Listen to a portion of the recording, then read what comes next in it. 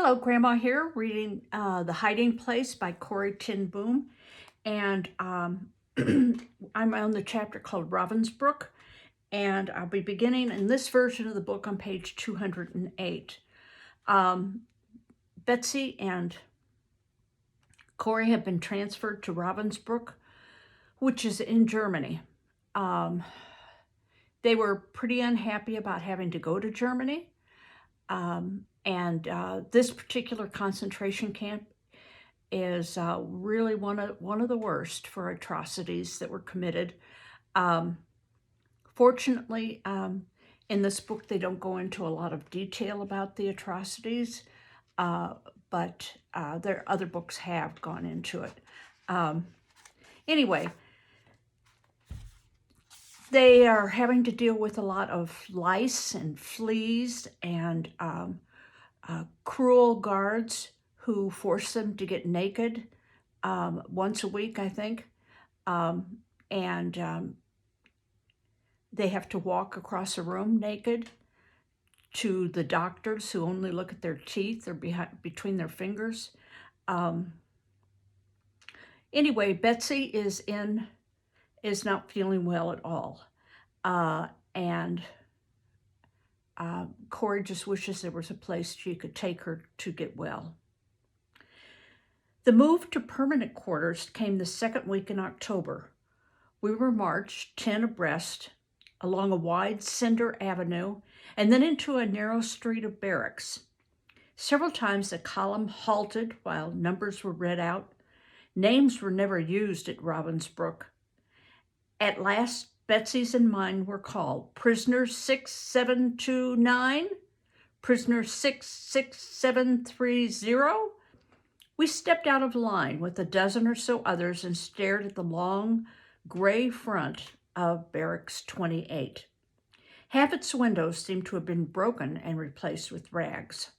A door in the center led us into a large room where 200 or more women bent over knitting needles. On tables between them were piles of woolen socks in army gray. On either side, doors opened into two smaller rooms, by far the largest dormitory we had seen yet. Betsy and I followed a prisoner guide through the door at the right.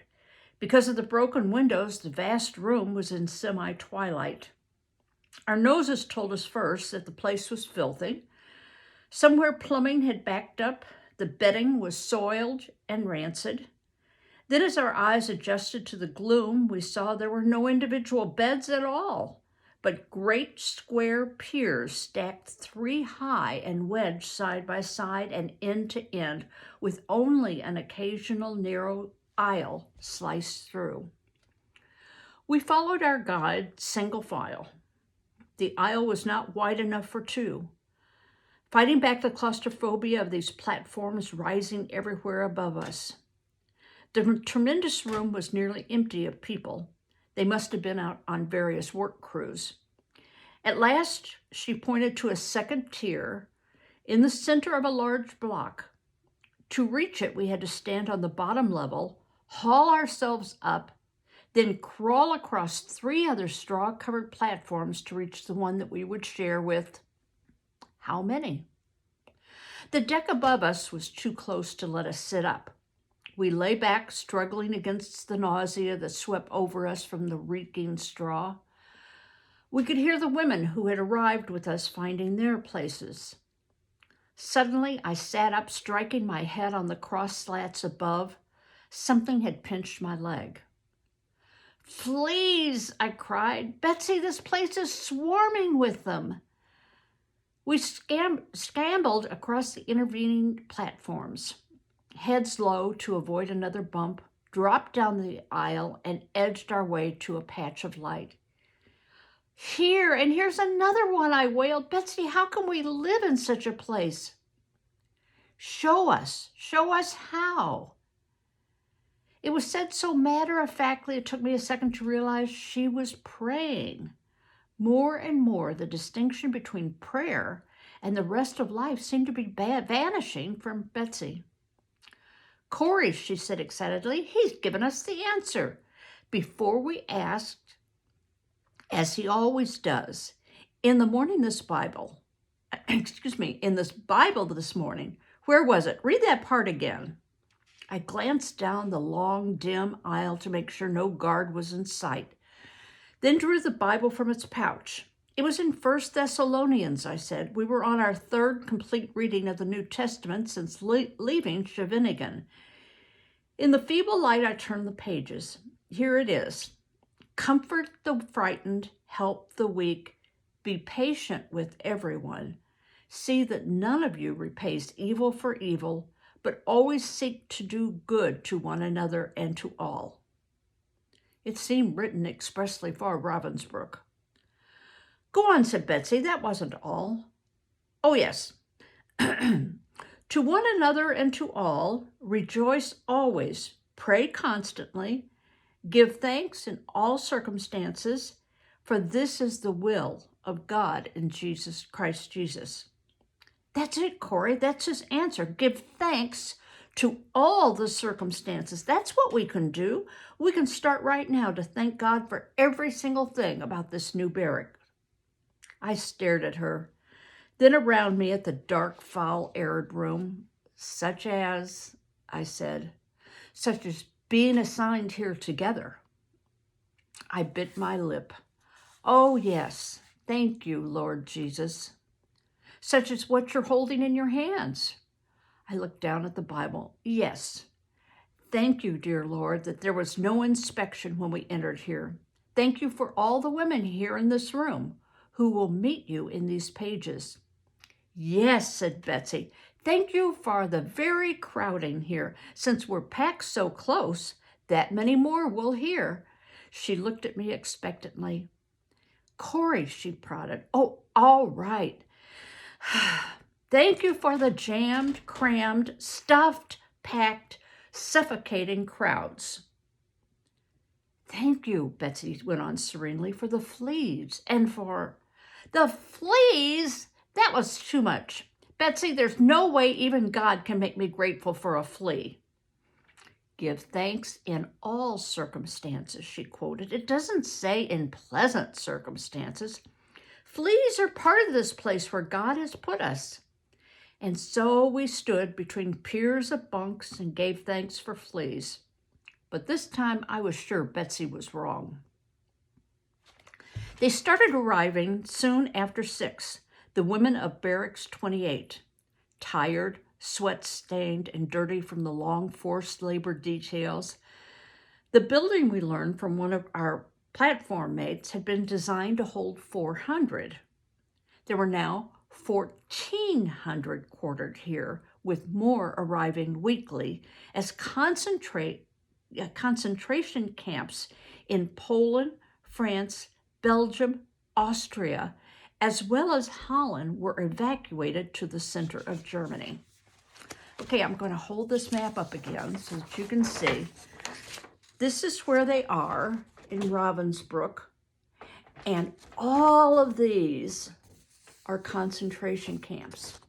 So if the people are all coming from concentration camps from Austria, from Poland, from Netherlands, from France, and they are all coming here, what does that tell you about the war?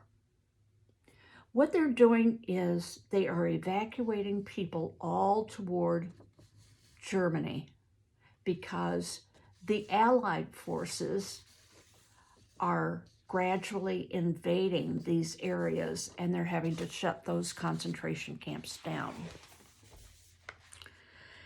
There were 9 of us sharing our particular square, designed for 4, and some grumbling as the others discovered they would have to make room for Betsy and me. 8 acrid, overflowing toilets served the entire room.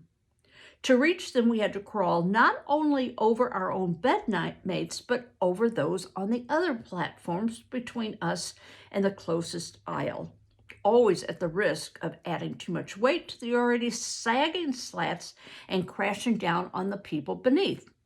It happened several times the first night. From somewhere in the room would come a splintering sound, a shriek, and smothered cries.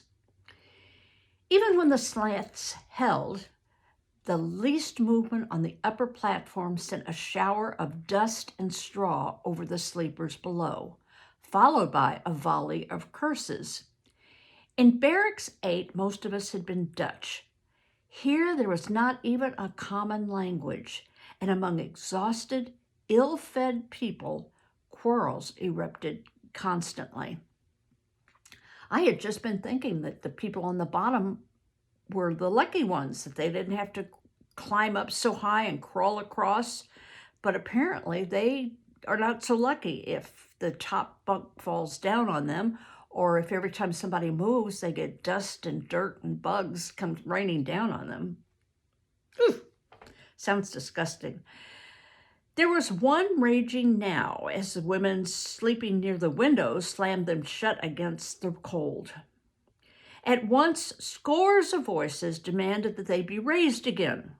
Brawls were started all up and down the side of the room. We heard scuffling, slaps, sobs. In the dark, I felt Betsy's hand clasp mine. "Lord Jesus," she said aloud, "send your peace into this room. There's been too little praying here. The very walls know it. But where you come, Lord, the spirit of strife cannot exist." The change was gradual, but distinct. One by one, the angry sounds lit up. "Let's make a deal." The voice spoke German with a strong Scandinavian accent. "You can sleep in here where it's warmer. I'll take your place by the window and add your lice to my own." But there was a chuckle in the answer. "No, thanks." "I'll tell you what," the third voice said in a French burr. "We will open them halfway. That way we will only half frozen, and you will be only half smothered." A ripple of laughter widened around the room at this. I lay back on the sour straw and knew there was one more circumstance for which I could give thanks. Betsy had come to Barracks 28. Roll call came at 4:30 a.m., here as it had in the quarantine. A whistle roused us at 4 o'clock when, without even shaking the straw from clothes and hair, the stampede began for the ration of bread and coffee in the center room. Last comers found none. The count was made in the Lagerstrasse, the wide avenue leading to the hospital. There we joined the occupants of other barracks, some 35,000 at that time, stretching out of sight in the pale glow of the street lamps, feet growing numb on the cold cinder ground. After roll call, work crews were called out. For weeks, Betsy and I were assigned in the Siemens factory. This huge complex of mills and railroad terminals was 1.5 miles from the camp. The Siemens Brigade, several thousand of us, marched out the iron gate beneath the charged wires into a world of trees and grass and horizons. The sun rose as we skirted the little lake. The gold of the late fall fields lifted our hearts. The work at Siemens, however, was sheer misery. Betsy and I had to push a heavy handcart to a railroad siding where we unloaded large metal plates from a boxcar and wheeled them to a receiving gate at the factory. The grueling workday lasted 11 hours. At least at noontime, we were given a boiled potato and some thin soup. Those who worked inside the camp had no midday meal. Returning to camp, we could barely lift our swollen and aching legs. The soldiers patrolling us bellowed and cursed, but we could only shuffle forward, inches at a step. I noticed again how the local people turned their eyes away. Back at the barracks, we formed yet another line. Would there never be an end to columns and waits? To receive our ladle of turnip soup in the center room. Then, as quickly as we could, for the press of people, Betsy and I made our way to the rear of the dormitory room where we held our worship service.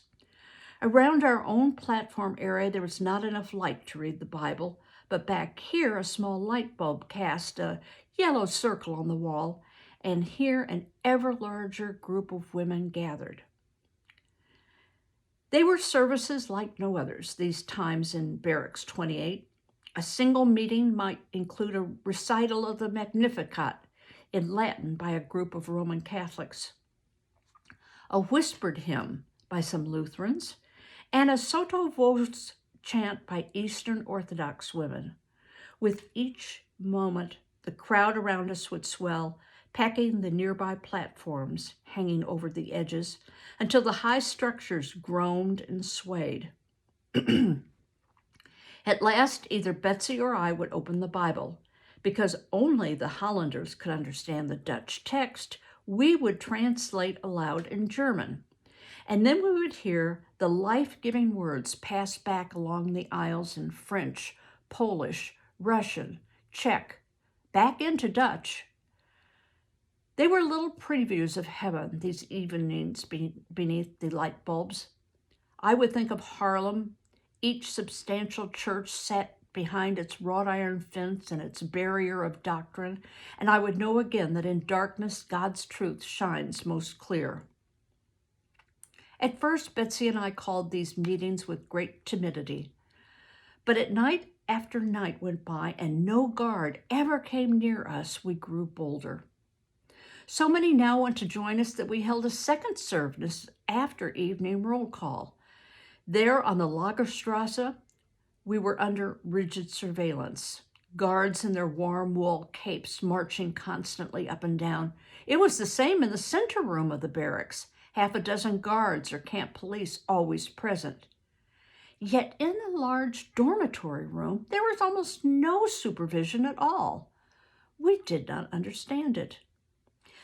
Another strange thing was happening. The De Wiedemann bottle that has vitamins was continuing to produce drops. It scarcely seemed possible, so small a bottle, so many doses a day. Now, in addition to Betsy, a dozen others on our pier were taking it. My instinct was always to hoard it. Betsy was growing so very weak, but others were ill as well. It was hard to say no to eyes that burned with fever, hands that shook with chill. I tried to save it for the very weakest, but even these soon numbered 15, 20, 25. And still, every time I tilted the little bottle, a drop appeared at the top of the glass stopper. It just couldn't be. I held it up to the light, trying to see how much was left, but the dark brown glass was too thick to see through. There was a woman in the Bible, Betsy said, whose oil jar was never empty. She turned to it in the book of Kings, the story of the poor widow of Zarephath who gave Elijah a room in her home. The jar of meal wasted not, neither did the cruse of oil fail, according to the word of Jehovah, which he spoke by Elijah. Well, but wonderful things happened all through the Bible. It was one thing to believe that such things were possible thousands of years ago, another to have it happen to us now, to us this very day. And yet it happened this day and the next, until an odd little group of spectators stood around watching the drops fall into the daily rations of bread. Many nights I lay awake in the shower of straw dust from the mattress above, trying to fathom the marvel of supply lavished upon us. Maybe, I whispered to Betsy, only a molecule or two really gets through that little pinhole, and then in the air it expands. I heard her soft laughter in the dark. Don't try too hard to explain it, Corrie. Just accept it as a surprise from a father who loves you. And then one day, Mean pushed her way to us in the evening food line. Look what I've got for you. Mien was a pretty young Dutch woman we had met in Vught. She was assigned to the hospital and often managed to bring to Barracks 28 some stolen treasure from the staff room, a sheet of newspaper to stuff in a broken window, a slice of bread left untouched on a nurse's plate. Now we peered into the small cloth sack she carried. "Vitamins!" I cried, and then cast an apprehensive glance at a camp policeman nearby. "Yeast compound," I whispered. "Yes," she hissed back. There were several huge jars. I emptied each just the same amount. We gulped the thin turnip water, marveling at our sudden riches. Back at the bunk, I took the bottle from the straw. "We'll finish these drops first," I decided.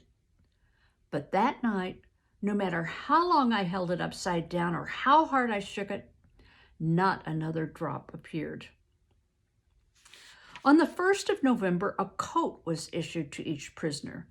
Betsy's and mine were both of Russian make, probably one trimmed with fur. Threads showed where something had been torn from the collars and cuff. Call-ups for the Siemens factory had ceased, and we speculated that it had been hit in one of the bombing raids that came within earshot almost nightly now. Betsy and I were put to work leveling some rough ground just inside the camp wall. This, too, was back-breaking labor. Sometimes as I bent to lift a load, my heart cramped strangely. At night, spasms of pain gripped my legs. But the biggest problem was Betsy's strength. One morning after a hard night's rain, we arrived to find the ground sodden and heavy. Betsy had never been able to lift much. Today, her shovelfuls were microscopic, and she stumbled frequently as she walked to the low ground where we dumped the loads. "Schneller!" a guard screamed at her. "Can't you go faster?" Why must they scream? I wondered as I sank my shovel into the black muck. Why couldn't they speak like ordinary human beings? I straightened slowly, the sweat drying on my back. I was remembering where we had first heard this maniac sound, the Baye in Tante Jan's room, a voice coming from the shell-shaped speaker, a scream lingering in the air even after Betsy had leaped to shut it off. "Loafer! Lazy swine!" The guard snatched Betsy's shovel from her hands and ran from group to group in the digging crew, exhibiting the handful of dirt that was all Betsy had been able to live. "Look what Madame Baroness is carrying. Surely she will overexert herself." The other guards and even some of the prisoners laughed. Encouraged, the guard threw herself into a parody of Betsy's faltering walk. A male guard was with our detail today, and in the presence of a man, the women guards were always animated. As the laughter grew, I felt a murderous anger rise. The guard was young and well-fed. Was it Betsy's fault that she was old and starving? To my astonishment, Betsy was laughing too. "That's me, all right," she admitted, "but you'd better let me totter along with my little spoonful or I'll have to stop altogether." The guard's plump cheeks went crimson. "I'll decide who's to stop," and snatching the leather crop from her belt, she slashed Betsy across the cheek and neck. Without knowing I was doing it, I seized my shovel and rushed at her. Betsy stepped in front of me before anyone had seen. "Corrie," she pleaded, dragging my arm to my side. "Corrie, keep working." She tugged the shovel from my hand and dug it into the mud. Contemptuously, the guard tossed Betsy's shovel toward us. I picked it up, still in a daze. A red stain appeared on Betsy's collar. A welt began to swell on her neck. Remember I told you a stock is like a tiny little whip. It's a stick, but it has leather pieces to it, and it's normally used to get horses to go faster, but the guards are using it on the prisoners. Betsy saw where I was looking and laid a bird-thin hand over the whip mark. "Don't look at it, Corrie. Look at Jesus only." She drew away her hand. It was sticky with blood. In mid-November, the rain started in earnest, chilly, drenching, day-long downpours that left beads of moisture even on the inside walls. The Lagerstrasse was never dry now. Even when the rain let up, deep puddles stood on the road. We were not allowed to step around them as the ranks were formed. Often we stood in water up to our ankles. And at night, the barracks reeked with rotting shoe leather. Betsy's cough began to bring up blood. We went to sick call at the hospital, but the thermometer registered only 102 degrees, not enough to admit her to the wards. Alas for my fantasies of a nurse and a dispensary in each barracks. This large bare room in the hospital was where all the sick in the camp had to assemble, often standing outside in the rain for hours just to get through the door. I hated the dismal place, full of sick and suffering women, but we had to go back again and again, for Betsy's condition was growing worse. She was not repelled by the room as I was. To her, it was simply a setting in which to talk about Jesus, as indeed was every place else. Wherever she was at work, in the food line, in the dormitory, Betsy spoke to those around her about his nearness and his yearning to come into their lives. As her body grew weaker, her faith seemed to grow bolder. And sick call was such an important place, Corrie. Some of these people are at the very threshold of heaven. At last, one night, Betsy's fever registered over the required 104 degrees. There was another long wait until a nurse appeared to lead her and half a dozen others into the hospital proper. I stayed with them as far as the door to the ward, then made my way slowly back to the barracks. As usual, as I stood in the doorway of the dormitory, it reminded me most of an anthill. Some women were already asleep after the long work day, but most were stirring about, some waiting for a turn at the toilets, others picking lice off themselves and their neighbors. I twisted and squirmed through the crowded aisles to the rear, where the prayer service was just ending. Nights when Betsy and I reported to sick call, we left the Bible with Mrs. Vielmacher, a saintly Roman Catholic woman from The Hague, who could render Dutch words in German, French, Latin, or Greek. Women crowded around me, asking after Betsy, how she was, how long would she have to stay.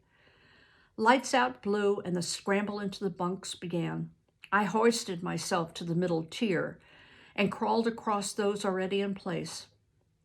What a difference since Betsy had come to this room, where before this had been the moment for scuffles and cursing. Tonight, the huge dormitory buzzed with sorry, excuse me, and no harm done. I found our section in the dark and squeezed into a spot in the middle. From the doorway, a searchlight swept the room, lingering on blocks where anything stirred. Someone's elbow dug into my back. Another woman's feet were 2 inches from my face. How was it possible, packed so close, to be so utterly and miserably alone? Okay, the next chapter is called The Blue Sweater, and it will be chapter 14. And what do you think the blue sweater is going to be about? A blue sweater? Where do you think they have the blue sweater? Is this the same blue sweater that Nolly gave them? Or is this a different blue sweater? Well, we'll find out the next time we read. Bye-bye.